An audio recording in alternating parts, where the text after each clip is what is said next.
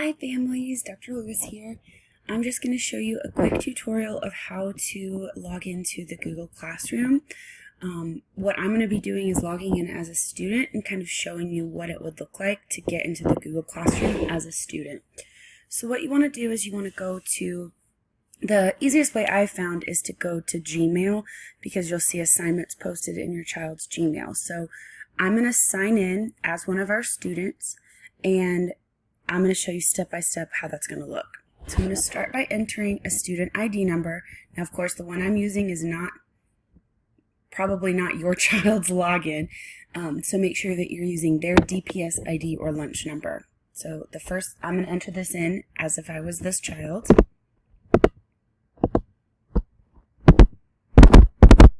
And I put in the student ID number here at dpsk12.net.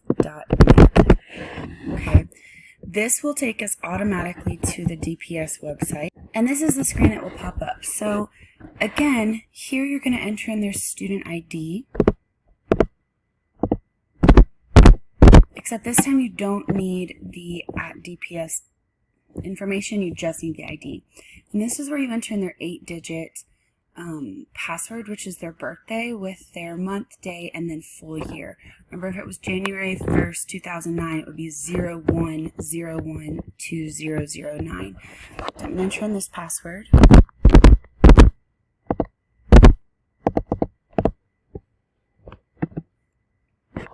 And this will take them automatically to their Google account. So you can go to their Gmail, which will pop up their DPS Gmail. I'm not going to do that because this is for a particular student. However, you can also click the grid of apps, and the grid will pop down lots of different apps. Gmail will have each assignment pop up, but if you just click on the classroom, this is what you'll see. This is our Google Classroom. You'll just click on it right here. And this is the stream of assignments that you'll see. And the stream of assignments is posted in order of which I assign it. And so you'll just see a ton of different assignments going all the way back to August 21st, what seems like forever ago. But the majority of the assignments that we're working on now, you know, we do assignments on Google Classroom for our playlist, and a lot of that stuff is, you know, accessible and good for review at any time. So, you know, if this is something that you just want to visit, yeah, we did it back in February, but it's a good video to watch. There's usually links to videos, there's practices online, things like that. So there are lots of different things that you can do in the Google Classroom.